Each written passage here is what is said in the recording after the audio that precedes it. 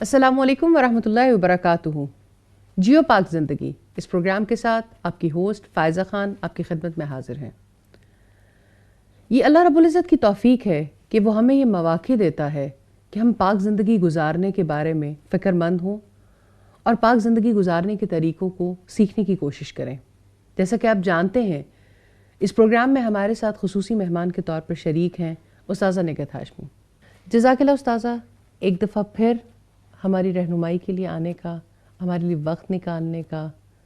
اللہ تعالیٰ ہی آپ کو اس کی بہترین جزا دے سکتا ہے۔ اللہ تعالیٰ قبول کرے ہم سب سے، آمین۔ جیسا کہ آپ جانتے ہیں کہ جیو پاک زندگی ایسے خوبصورت موضوعات پر منحصر پروگرام ہے کہ جس میں ہم ایسے طریقے زندگی کو سیکھنے کی کوشش کر رہے ہیں کہ جس سے ہم واقعتاً پاک زندگی گزارنے کے قابل ہو جائیں۔ ہمارے اس پروگرام میں ہمارے ساتھ شریک گفتگو ہوتے ہیں ہمارے کچھ مہمان۔ آج بھی ایسے ہی کچھ پیارے ساتھی سیٹ پر ہمارے ساتھ موجود ہیں۔ میرے دائیں جانب ہیں تنزیلہ نورین اور رابع عمر، اور بائیں جانب ہیں اقصیٰ اور عقیلہ۔ ہم امید کرتے ہیں کہ آج بھی جس موضوع کو لے کر ہم حاضر ہوئے ہیں، نہ صرف وہ ہمیں نفع دے گا، انشاءاللہ تمام سننے والوں کے لیے بھی اور دیکھنے والوں کے لیے بھی اسی طرح سے نفع مند ثابت ہوگا۔ تو آج بات کریں گے لوگوں سے امید سے اللہ تعالیٰ سے امید رکھنے تک۔ انشاءاللہ اللہ رب العزت سے اس دعا کے ساتھ اس بات کا آغاز کرتے ہیں کہ وہی ہمیں اس بات کا فہم بھی دے گا، شعور بھی دے گا، اور ہمارے ذہن کے کسی کونے میں یہ بات ایسے جم جائے کہ اس کے بعد پھر ہم صرف اپنے رب سے امید رکھیں انشاءاللہ۔ امید ہر کوئی باندھتا ہے، ہر کوئی کہتا نظر آتا ہے کہ ہم تو امیدوں کے سہارے چلتے ہیں، لیکن امید رکھنی کس سے ہے؟ ہم اکثر دیکھتے ہیں کہ کبھی ہمیں امیدیں ہیں اپنے والدین سے، کبھی اولاد سے، کبھی دوستوں سے، کبھی حالات زندگی سے، کبھی جن کے ساتھ ہم کام کرتے ہیں۔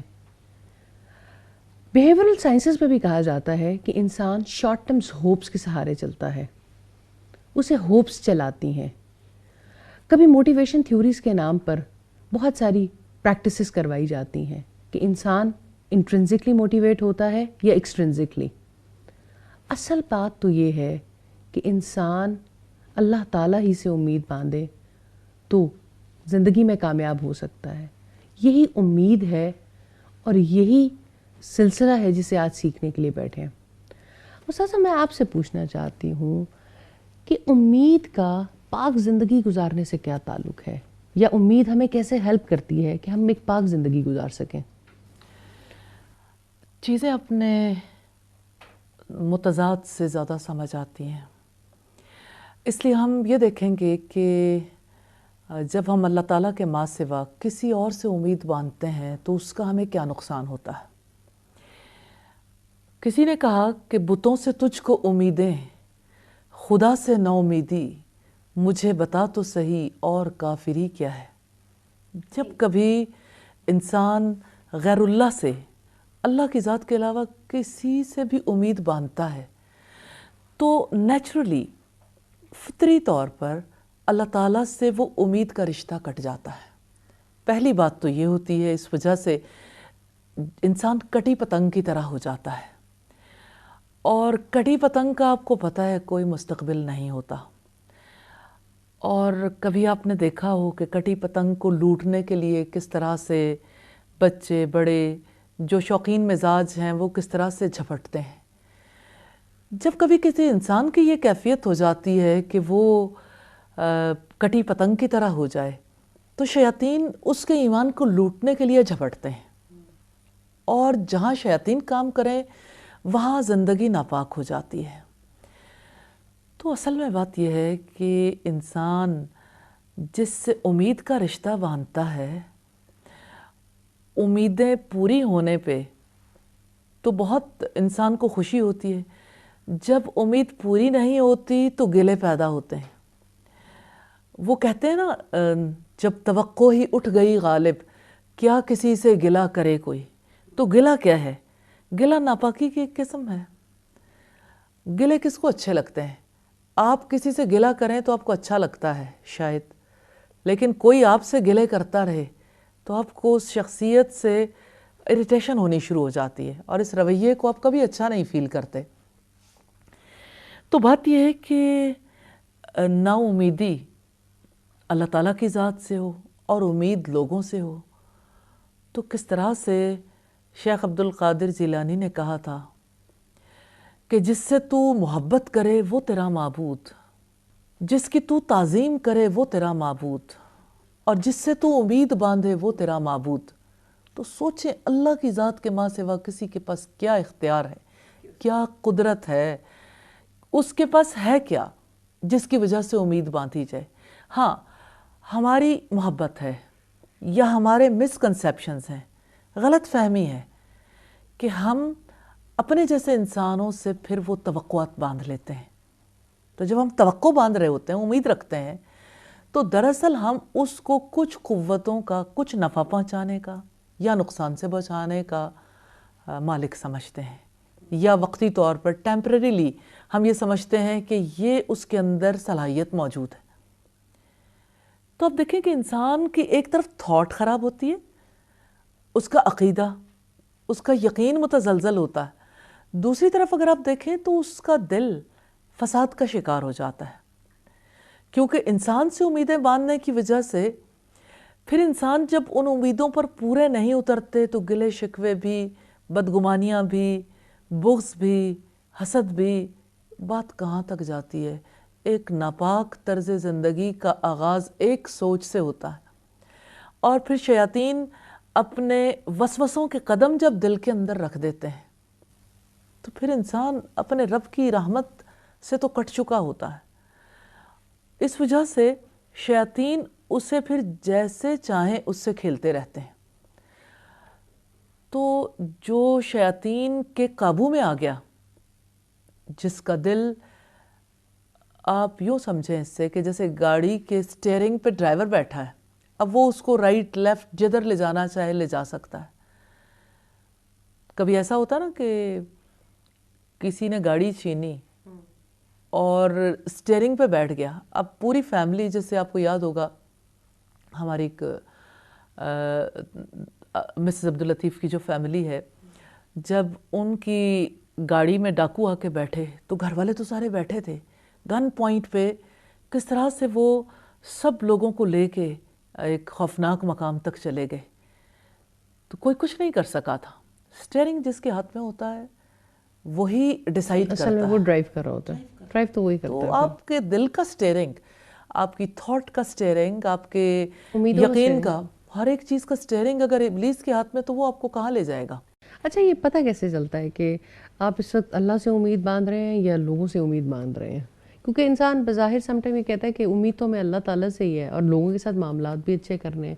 تو مطلب پھر یہ فائن لائن ڈرا کدھر ہوتی ہے؟ لوگوں سے امید مانگنے کی کچھ مثالیں ہم اگر دیکھیں تو.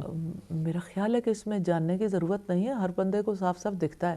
جب کوئی اپنی اولاد سے امید باندھتا ہے تو وہ اپنے آپ کو دھوکہ دیتا ہے کہ میں نے اپنے رب سے امید باندھ رکھی ہے، جبکہ اس معاملے میں اصلاً اس نے اولاد سے امید باندھی ہے. تبھی جب وہ اولاد اس طرح سے فرما بردار نہیں نکلتی تو پھر انسان دیکھیں کہ کا ماں رو باپ رو کی کے چیخیں حال. نکلتی ہیں.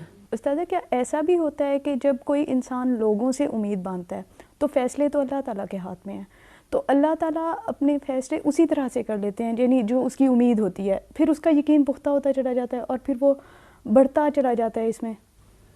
یعنی رابعہ کے کہنے کا مقصد یہ ہے کہ جب آپ لوگوں سے امید باندھتے ہیں تو اللہ تعالیٰ بھی آپ کو لوگوں کے حوالے کر دیتا ہے کیا؟ نیچرلی جس سے امید باندھی اللہ تعالیٰ پھر یعنی ایسے شخص کے معاملے کو ڈراپ کر دیتے ہیں نا، اسی کے حوالے کر دیتے ہیں. تو جب اسی کے حوالے کرتے ہیں تو لوگ کب امیدوں پہ پورا اترتے ہیں.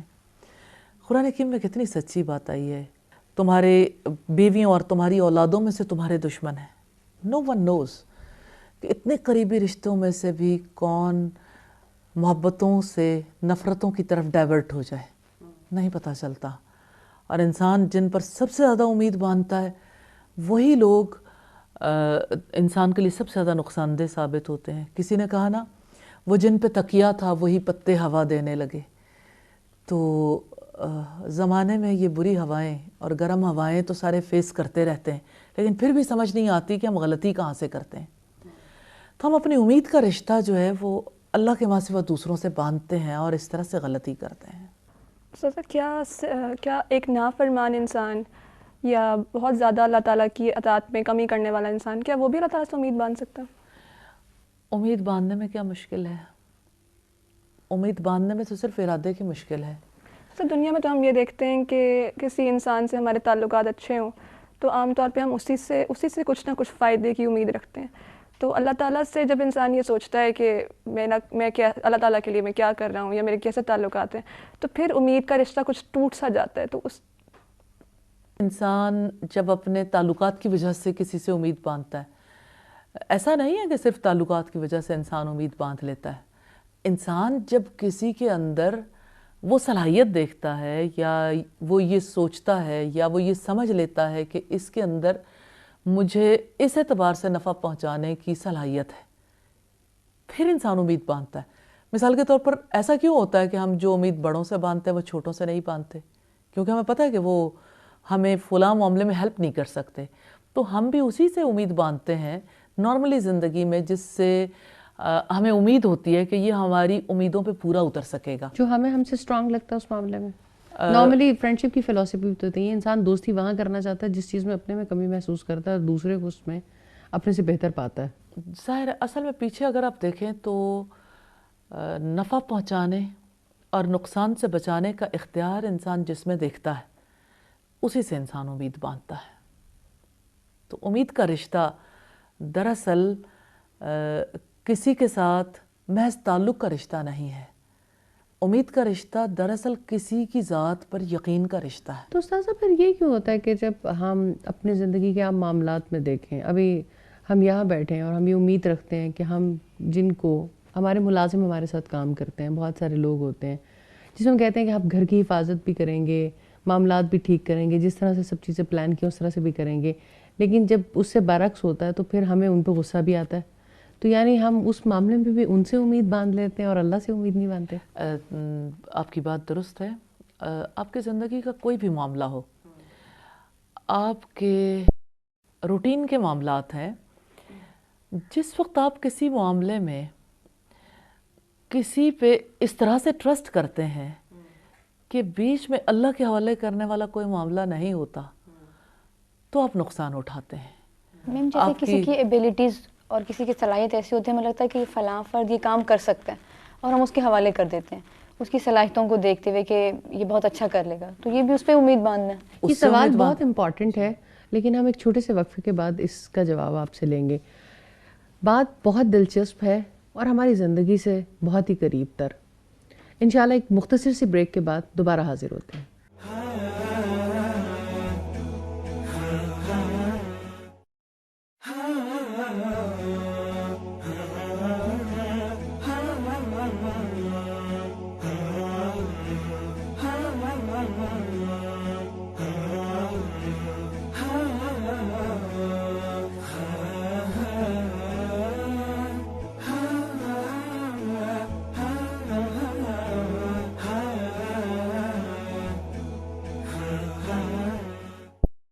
پروگرام میں ایک بار پھر خوش آمدید. آپ کوئی سوال کرنا چاہ رہی تھیں؟ جی، میں یہ پوچھنا چاہ رہی تھی کہ پھر ہمارا ڈرا بیک یہ ہے کہ ہم صرف اپنے اسباب پہ ہی بلیو کرتے ہیں. یہ سارے اسباب اختیار کرنے کے بعد جب ہم کسی فیلئر کا شکار ہوتے ہیں تو بیسکلی اس کا قصوروار بھی ہم خود کو سمجھتے ہیں، یا یہ سمجھتے ہیں کہ شاید اسباب اختیار کرنے میں کوئی غلطی ہو گئی تھی، شاید کچھ چیزوں کو اسکپ کر دیا تھا.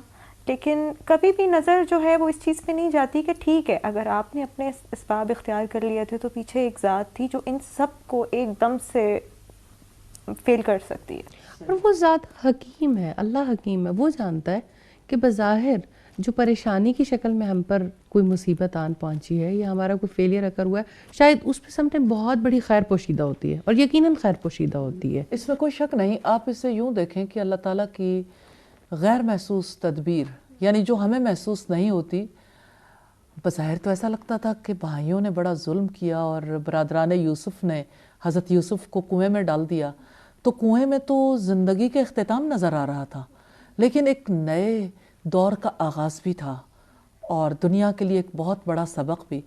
تو کنویں سے گزار کے کس طرح سے کنعان کے باشندے کو مصر کے اقتدار تک پہنچا دیا، الحمدللہ۔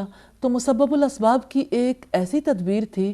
اگر ہم کنویں میں جتنے دن یا جتنا ٹائم حضرت یوسف علیہ السلام نے گزارا اس وقت کو دیکھیں، اگر وہ رب پر اعتماد نہ کرتے، اگر وہ رب پر یقین نہ رکھتے ہوتے تو ان کی کیا کیفیت ہوتی، اور رب پر اعتماد کرنے کی وجہ سے وہ کنویں سے نکالے بھی گئے، وہ بکے، وہ عزیز مصر کے گھر بھی پہنچے، جیل خانے میں بھی گئے اور اقتدار تک بھی پہنچے۔ تو اس میں جتنی بھی کڑیاں ہیں، اگر ہم دیکھیں تو کنواں بھی ایک ان کے لیے بہت بڑی مصیبت تھی، پھر جیل خانہ بہت بڑی مصیبت، ایک شریف انسان کے لیے اور ایک عظیم انسان کے لیے یہ کتنی بڑی تکلیف تھی کہ وہ جیل خانے میں گئے۔ لیکن ان کی زبان سے نکلنے والے الفاظ ہمیں بتاتے ہیں کہ وہ کتنے بڑے ایمان کے درجے پر تھے۔ یوسف علیہ السلام کی شخصیت کتنی قداور نظر آتی ہے ہمیں کہ وہ کہتے ہیں کہ جیل خانہ میرے لیے زیادہ بہتر ہے، یعنی ماحول میں جب اتنی خرابی پیدا ہو گئی اور وہ اپنے آپ کو پاک رکھنے کی پوزیشن میں نہ رہے تو انہوں نے کہا کہ جیل خانہ میرے لیے زیادہ بہتر ہے۔ اسی طرح سے ہم زندگی میں دیکھتے ہیں، انہوں نے مسبب الاسباب کو پیچھے دیکھ لیا تھا کہ جی، اور اگر تقدیر تو اللہ کی تقدیر سیم چیز اگر آپ دیکھیں غار ثور میں کہ رسول اللہ صلی اللہ علیہ وسلم نے جو 3 دن وہاں پہ گزارے تھے، بظاہر تو ایسا لگتا تھا کہ جیسے حضرت ابو بکر صدیق نے یہ کہا تھا کہ اگر انہوں نے نیچے دیکھ لیا تو وہ ہمیں دیکھ لیں گے، تو رسول اللہ نے کہا تھا کہ اے ابو بکر تمہارا ان 2 کے بارے میں کیا خیال ہے جن کے ساتھ تیسرا اللہ ہے؟ تو سبحان اللہ، تو لا تحزن ان اللہ معنا، کہ آپ غم نہ کرو، اللہ ہمارے ساتھ ہے، یہ ہے خدا اعتمادی۔ سر ایک اور بات مجھے بڑی اچھی لگتی ہے، آیا یہ کسی کا کال ہے یا کیا، اس کے بارے میں تو میں نہیں جانتی، کہ جب تم پر کوئی مصیبت پہنچے اور وہ تمہیں اللہ کے قریب کر دے تو وہ مصیبت تو اصل میں ایک نعمت ہے، ایک چھپی ہوئی نعمت ہے، اور کوئی ایسی مصیبت پہنچے جو تمہیں اللہ سے دور کر دے، یعنی ناشکری کی شکل میں دور کر دے یا آپ اس کے لیے راستے سے اختیار کریں، تو اصل تو پھر مصیبت ہے نا۔ ورنہ تو اگر آپ پہ کوئی غم آیا ہے اور وہ غم آپ کو اپنے رب کے قریب کر دے تو یہ کتنی بڑی اس کی عطا ہے کہ وہ بے شک غم دے کے ہی چلیں، اپنے ساتھ جوڑ تو لے۔ فائزہ آپ نے بڑی اچھی طرف توجہ دلائی ہے کہ انسان کے ساتھ زندگی میں جو بھی معاملات ہوتے ہیں، یہ تو سب جانتے ہیں کہ خوشیاں اور غم زندگی کا حصہ ہیں، کبھی کے دن لمبے کبھی کی راتیں، ہر ایک کے ساتھ ایسے معاملات ہوتے رہتے ہیں، اور دن رات کی تبدیلی، موسموں کی تبدیلی ہمیں کیا کچھ سکھاتی ہے۔ تو ہم یہ درست ہے کہ یہ حالات بدلتے رہتے ہیں، لیکن بدلتے حالات ہمیں یہ بتاتے ہیں کہ وقت ایک سا نہیں رہتا، اور زندگی میں اگر آج رات ہے، تاریکی ہے، تو صبح کی روشنی ضرور ہوگی۔ تو اس وجہ سے مجھے رسول اللہ کی بات بہت پیاری لگتی ہے کہ آپ صلی اللہ علیہ وسلم نے فرمایا مومن کا حال بھی کتنا عجیب ہے، جب اس پر مصیبت آتی ہے وہ صبر کرتا ہے اور اجر پاتا ہے، اور جب اسے کوئی نعمت ملتی ہے تو وہ شکر ادا کرتا ہے اور اجر پاتا ہے۔ یعنی وہی لائف ہے، لائف تو وہی ہے، انڈرسٹینڈنگ ہے نا لائف کی۔ اللہ تعالیٰ کی حکمت پہچانتے بہت دیر کر دیتے ہیں، اور وہ ہم جلدی پہچان نہیں سکتے جب تک اس چیز سے گو تھرو نہ ہو جائے۔ جی، لیکن اس کے لیے جب آپ کا بلیف اسٹرانگ ہو جائے اور جب آپ کو یہ بات سمجھ آ جائے کہ میں اس رب کی رضا میں راضی ہوں، تو میرا خیال میں ایک رویہ ہے، ایک پرسنالٹی ہے۔ یہ جو آپ نے کہا نا کہ جب کسی کو یہ سمجھ آ جائے، مجھے لگتا ہے ہم ہمیشہ پیسو وائس میں بات کرتے ہیں کہ جب ایسا ہو جائے پھر ایسا ہو جائے پھر ایسا ہو جائے، نہیں، کرنے والے کام کرنے ہوتے ہیں۔ یہ آپ کی گول سیٹنگ ہونی چاہیے اور آپ کی پلاننگ میں شامل ہونا چاہیے کہ آپ کس طرح سے اس کو پاسبل بناؤ گے۔ زندگی میں سب سے بڑی بات یہی ہے کہ آپ اس کو پاسبل بناؤ کہ آپ کو یہ سمجھ آ جائے اللہ تعالیٰ کی حکمت، اللہ کی رضا میں جینا سیکھنا سب سے بڑی ضرورت نہیں ہے۔ تبھی تو جیو پاک زندگی کے لیے کوشش کرنے بیٹھے ہیں۔ بالکل، الحمدللہ۔ اور یہ کہ جیسے ڈیفرنٹ لائف سٹائلز ہیں نا، تو یہ لائف سٹائل مینجمنٹ ہے بیسیکلی۔ پاک زندگی کی کا لائف سٹائل جو ہے، اس کو سیکھنے کی کتنی ضرورت ہے۔ آپ کسی بھی لائف سٹائل کو اپنانا چاہتے ہو تو آپ کے پاس اس کا علم ہونا چاہیے۔ تو یہ سیکھنے والی چیزیں ہیں اور اس کو سیکھنے کی ضرورت ہے، علم کے بغیر نہیں آتا. اللہ پر اعتماد بھی نہیں کر سکتا. سر جتنا ہم اس مرحلے میں آگے جاتے جا رہے ہیں اتنا زیادہ احساس ہوتا ہے کہ لوگ اتنی تکلیف میں مبتلا ہیں، اتنے ڈپریشن میں ہیں، اتنا سب کچھ ہے. کتنا آسان راستہ ہے اللہ کا راستہ اور اس کا سکھایا ہوا لائف سٹائل مینجمنٹ، اس کی بتائے ہوئے طریقے سے اپنی لائف کو مینیج کر لیں تو کتنا آسان ہے. علم کا راستہ ہی تو جنت کا راستہ ہے. جو علم کے راستے پہ چلتا ہے اس کے لیے جنت کا راستہ آسان کر دیا جاتا ہے. اصل میں یہ جو پاک زندگی ہے نا، یہ دراصل جنتیوں کی زندگی ہے. تو ہم دنیا میں رہتے ہوئے اہل جنت کا سا لائف سٹائل سیکھنا چاہتے ہیں تاکہ ہم جنت میں بسائے جانے کے قابل ہو جائیں. باقی یہ کہ ہر راستے میں مشکلات بھی ہوتی ہیں، آسانیاں بھی ہوتی ہیں. جہاں مشکل آتی ہے تو ہمیں آسانی کی امید ہوتی ہے، جہاں آسانیاں ہوتی ہیں تو وہاں سم ٹائمز خوف لاحق رہتا ہے کہ اب کوئی مشکل نہ آ جائے. تو ہر میدان میں مومن کے لیے کتنا بڑا سہارا ہے اللہ تعالیٰ کی ذات، کہ وہ اللہ تعالیٰ پر اعتماد کرتا ہے کہ میرے ساتھ وہ ہے، وہ میری مدد کرے گا، وہ میرے ساتھ ہمیشہ حسن معاملہ کرے گا. میڈم میں ایک بات کرنا چاہتی ہوں، جیسے کسی کو فیلیئرس بار بار فیس کرنا پڑ رہے ہیں. جیسے آج کل کی اگر سچویشن دیکھیں تو لوگ جیسے اسٹوڈنٹس ہیں وہ اپنی اسٹڈیز کو لے کے بہت زیادہ، جیسے ہمارا ایک ایم ہوتا ہے کہ ہم نے آفٹر FSC ہم نے ڈاکٹر بننا ہے، یا ایک بندہ بزنس کر رہے ہیں وہ اس میں فیل ہو رہے ہیں، یا کسی کی شادی ہوئی ہے وہ شادی ٹھیک نہیں جا رہی اس میں فیلئر آ رہے ہیں. تو اس میں ہمیں کیا رویہ اختیار کرنا ہے اور ہم اپنے توکل کو کس طرح سے ریفریش کر سکتے ہیں، اسے تھوڑا سا ایکسپلین کرتے ہیں. بات یہ بیٹا کہ انسان ناکامیوں اور کامیابیوں کے سلسلے کو جب اپنے رب سے جوڑ لیتا ہے نا، کہ ناکامی بھی آئے گی اس میں میری اپنی خطاؤں کا دخل بھی ہو سکتا ہے، لیکن فیصلہ تو اللہ کا ہے نا. تو رب کے فیصلوں پر اعتماد بہت زیادہ ضروری. دیکھو بیٹا، زندگی میں انسان نے جو کچھ بھی کرنا ہو کسی اعتماد کے سہارے انسان چلتا ہے نا. تو یا تو خود پر اعتماد کر لو یا اپنے رب پر، خدا پر اعتماد کر لو. تو اس میں ناکامیوں میں جو چیز انسان کے لیے سہارا بنتی ہے نا، وہ اللہ تعالیٰ کی ذات پر اعتماد ہے. دیکھیں ہمارا کلمہ جس سے ہم مسلمان ہوتے ہیں، لا الہ الا اللہ، اگر لا الہ پر غور کریں تو اس کا کیا مطلب ہے؟ کوئی الہ نہیں، کسی کے پاس طاقت نہیں، کسی کا اختیار نہیں، کسی کا کوئی فیصلہ نہیں، الا اللہ، سوائے اللہ کے. تو یہ اسلامک لائف سٹائل ہے. پاک زندگی کے لیے بیج، تو بیج جب پھوٹتا ہے کمپل نکلتی ہے، پھر وہ کمپل بڑی ہو جاتی ہے، پھر وہ جڑ جو زمین کے اندر جاتی ہے، پھر یہ پودا بڑھتا ہے. اس پودے کو پانی بھی ملتا ہے، روشنی بھی، ہوا بھی، منرلز بھی. پودا بڑا ہوتا ہے، شاخیں اور پتے بڑھ جاتے ہیں، پھر اسی پہ پھول لگتے ہیں، پھل لگتے ہیں.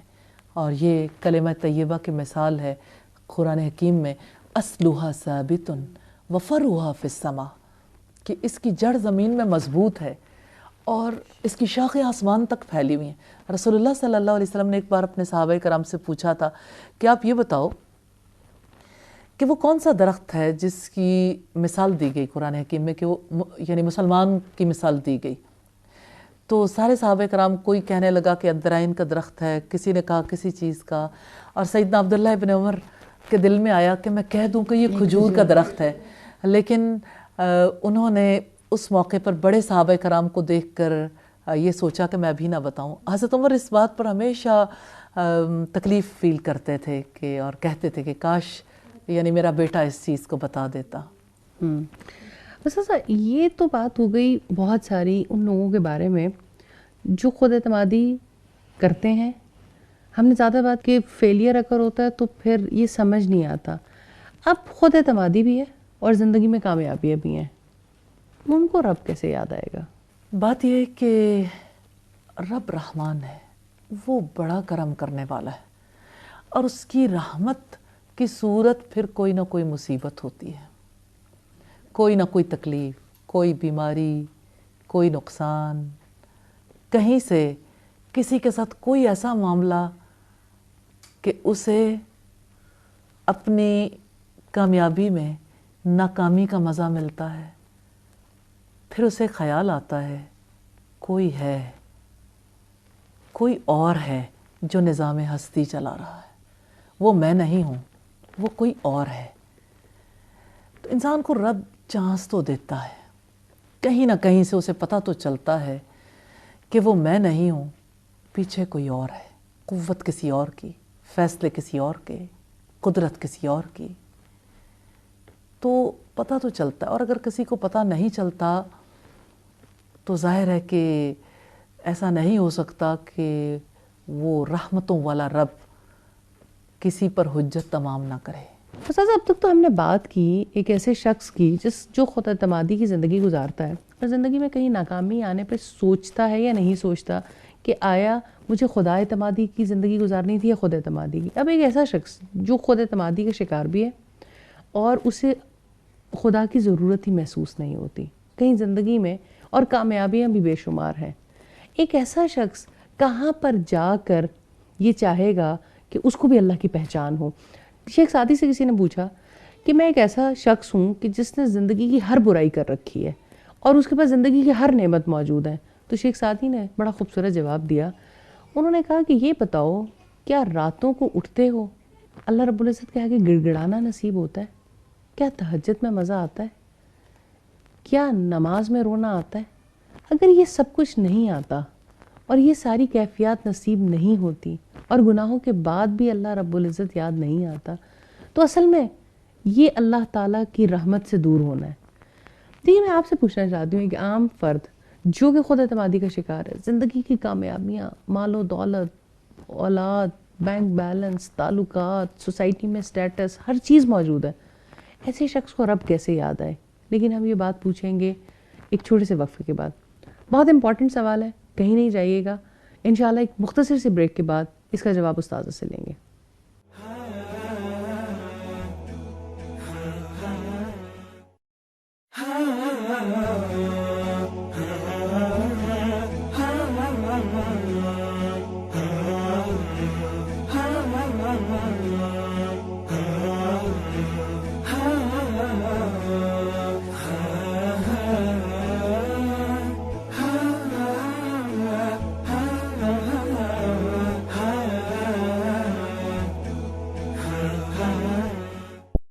پروگرام میں ایک بار پھر خوش آمدید. استاذ ہم بات کر رہے تھے اور لیکن ایک بات کہ ابھی آپ پہلے بھی ایک سوال پر کہہ رہی تھی کہ اپنا کھونٹا صحیح جگہ پہ باندھو، اور میں نے دیکھا ہے کہ جب بھی آپ لوگوں کی تربیت کرتی ہیں، لوگوں کو سکھاتی ہیں، تو آپ ایک بات پہ بہت زیادہ فوکس کرتی ہیں کہ اپنا کھونٹا صحیح جگہ پہ باندھو. اب لوگوں سے امید لگانے کی اتنی عادت ہو چکی ہے اور اس سے زندگی میں اتنی خرابیاں آ جاتی ہیں، لیکن کہاں کہاں انسان کانشیس ہو جائے. جیسے کسی سسٹم میں کوئی وائرس آتا ہے نا، تو کچھ وائرس تو ایسے ہوتے ہیں جو زیادہ نقصان نہیں پہنچاتے، لیکن کچھ وائرس ایسے ہوتے ہیں کہ جو اگر آ جائے تو پھر وہ جاتے نہیں ہیں جب تک آپ کے سارے ڈیٹا کو کرپٹ نہ کر دیں. تو کون سی ایسی باتیں ہیں جن سے انسان اتنا ہی بچنے کی کوشش کرے کہ اگر وہ زندگی میں ایک دفعہ دار آئیں تو پھر پیچھا چھڑانا آسان نہیں ہوگا؟ اصل میں فائزہ یہ کوئی جزوی معاملہ نہیں کہ کوئی ایک کام انسان کر لے تو اس کی وجہ سے اس کی زندگی میں رب سے امید کا راستہ ہموار ہو جائے. یہ تو ایک کلی طریقہ زندگی ہے، لائف سٹائل مینجمنٹ ہے، فلسفی ہے. یہ تو پورا ایک لائف سٹائل ہے. میں یہ سمجھتی ہوں کہ اس میں لائف سٹائل میں آپ کی سوچ بھی آ جاتی ہے، آپ کے احساسات، جذبات بھی آ جاتے ہیں، اور آپ کی زبان کے معاملات ہیں، آپ کی نظر، آپ کی سماعت، آپ کے اعضاء کے معاملات، ہر ایک چیز، آپ کے تعلقات، ایوری تھنگ. تو بیسیکلی اگر آپ دیکھیں تو سب سے پہلی تبدیلی تو انسان کی سوچ کے اندر آتی ہے. سوچ کی تبدیلی اس وقت تک ممکن نہیں ہے جب تک کہ انسان سوچ کی تبدیلی کی ضرورت محسوس نہ کرے. اب دیکھیں گھر کا وائرنگ سسٹم خراب ہو گیا، ٹھیک، فیوز اڑ گیا تو آپ نے چھوٹا سا ایک فیوز لگا لیا، کام چل گیا. لیکن اگر آپ کی پورا سسٹم ہی خراب ہو گیا تو کیا کریں گے؟ سم ٹائم ایک تار شارٹ سرکٹ کرتی ہے اور پوری لائٹ چلی جاتی ہے. جی، تو آپ کیا کرو گے؟ پھر آپ کا سرکٹ خراب ہو گیا، آپ نے اس سارے سرکٹ کو ہی درست کروانا ہے نا. تو بیسیکلی جس طریقہ زندگی کے ساتھ ہم جی رہے ہیں، جو ہمارا لائف سٹائل ہے، یہ تو اللہ سے نا امیدی کا لائف سٹائل ہے. اس لیے لائف سٹائل کو چینج کرنا ہوگا. ہماری ملٹی نیشنلز کمپنی جب اپنی پالیسیز ڈرائیو کرتی ہیں یا ڈیزائن کرتی ہیں تو ایک چیز بہت امپورٹنٹ ہوتی ہے, انسان کو شارٹ ٹرم ہوپس دی جاتی ہیں. اس کو اتنے پہ رکھو, پھر تھوڑا سا اسٹیپ ہیڈ, پھر پروموشن, پھر تھوڑا سا موٹیویشن, پھر پروموشن. یعنی وہ اپنی 40 اور 50 سالہ زندگی میں کچھ چھوٹی خواہشات کے پیچھے اور انہی ٹارگٹس کو اچیو کرتے ہوئے اور انہی کے پیچھے بھاگتے ہوئے ساری زندگی ختم کر دیتا ہے. اللہ کی خوشنودی تو پھر اس میں یاد ہی نہیں آتی. آپ اگر آپ نے اچھی مثال دی ہے, جیسے آپ یہ دیکھیں کہ ہمارے ڈیزائنرز جو ہیں وہ فروری سے شروع ہو کے اور سمر پیک سیزن تک اور پھر سیزن آف ہونے تک کتنی بار کتنے البمز لے کے آتے ہیں اور کتنی دفعہ سیلز لگتی ہیں. تو یہ شارٹ ٹرم ہوپس جو ہیں اصل میں پوری زندگی پہ حاوی آ جاتی ہیں. تو بات تو آپ کی ٹھیک ہے, لیکن اصلاً اللہ تعالیٰ سے امید باندھنے کے لیے آپ نے شفٹ ہونا ہے. لوگوں سے امید ختم کر کے اللہ تعالیٰ سے امید باندھنی ہے.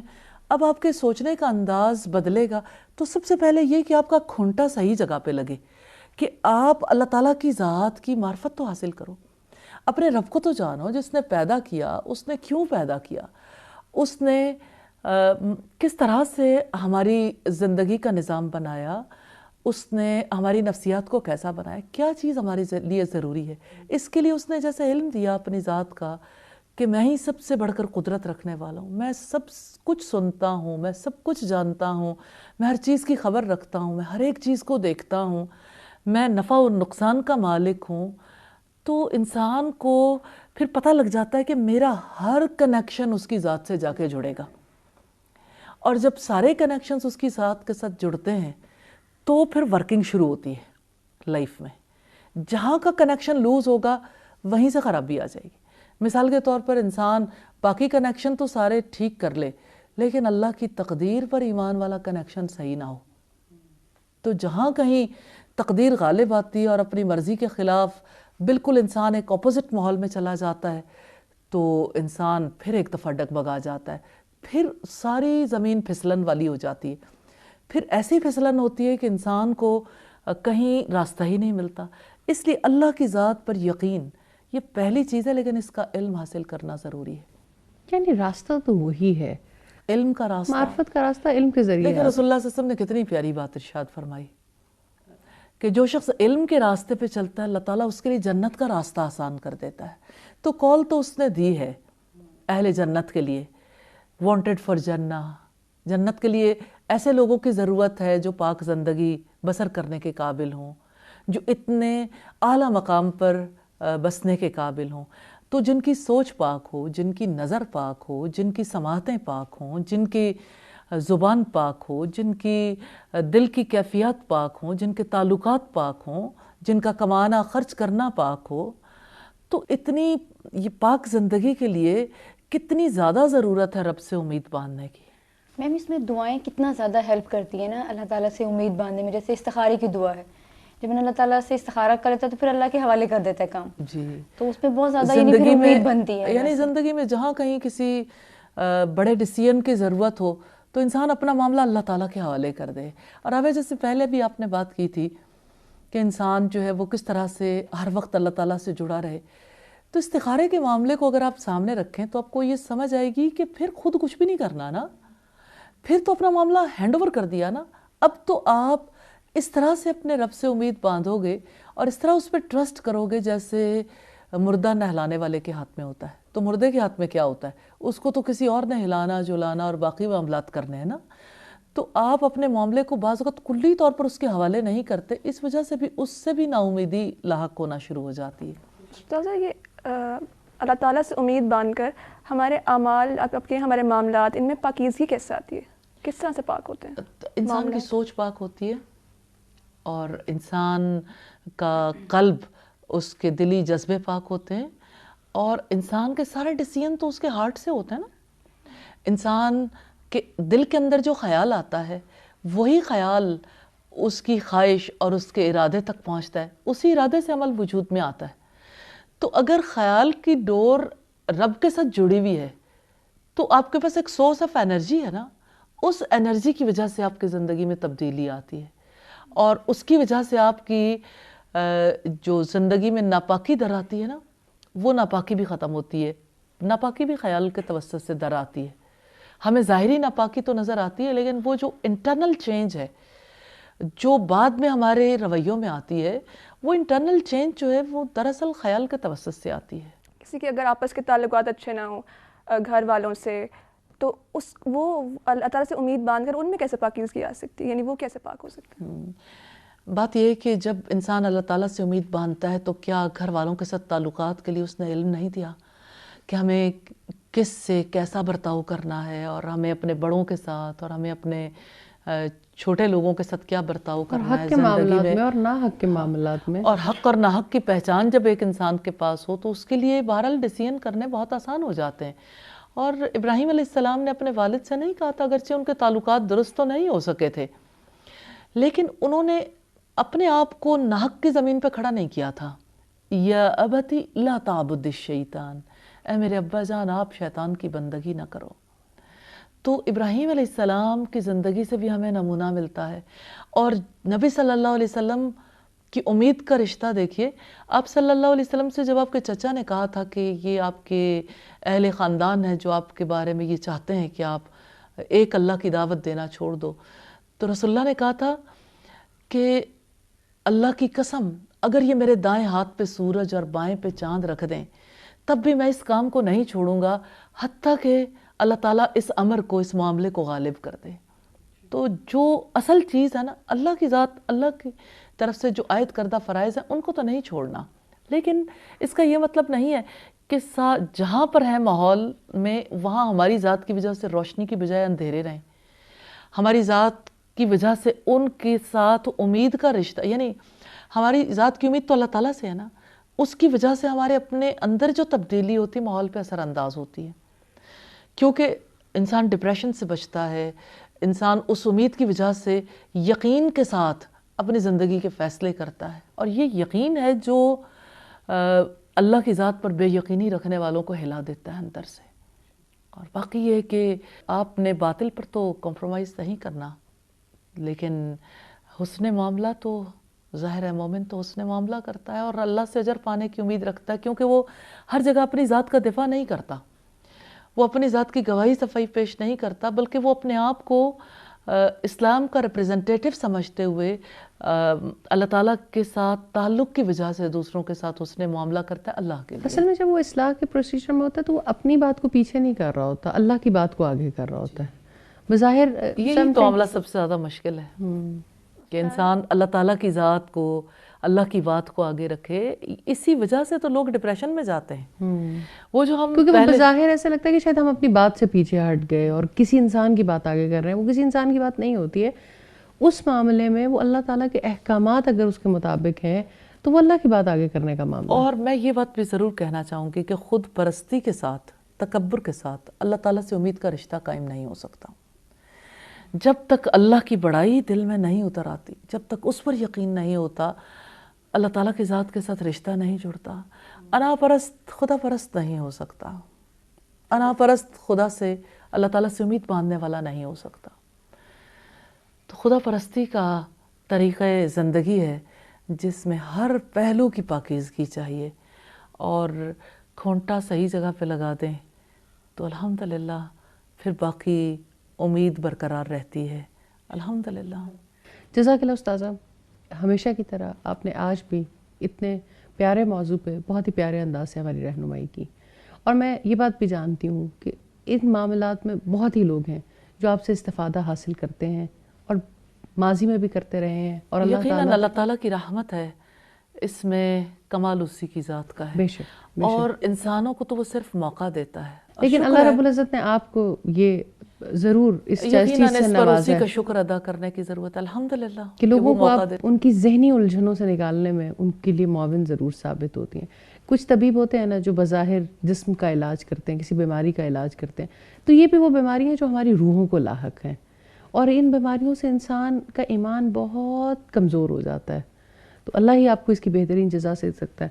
میں اپنے تمام ساتھیوں کی بھی شکر گزار ہوں آپ لوگوں کے یہاں آنے کی، وقت نکالنے کی، اور اتنے اچھی طریقے سے سوالات پوچھنے کے جس سے ذہنی الجھنیں اور زیادہ آسانی سے مٹ سکیں. بات تو درست ہے، انا پرست خدا پرست نہیں ہو سکتا. تو اللہ رب العزت سے یہ دعا ہے کہ ہم ایسے زندگی گزارنا چاہتے ہیں, ہم ایسے بننا چاہتے ہیں کہ آپ کو پسند آ جائیں. اور مجھے یقین ہے کہ ہمیں دیکھنے والے اور ہمیں سننے والے اور اس نشست سے استفادہ اٹھانے والے بھی یہی چاہتے ہیں. تو انشاءاللہ اللہ تعالیٰ ہمیں ضرور اپنا راستہ دکھائیں گے. اگلے پروگرام میں کسی اور موضوع کے ساتھ حاضر ہوں گے. جب تک کے لیے اجازت دیجیے. السلام علیکم ورحمۃ اللہ وبرکاتہ.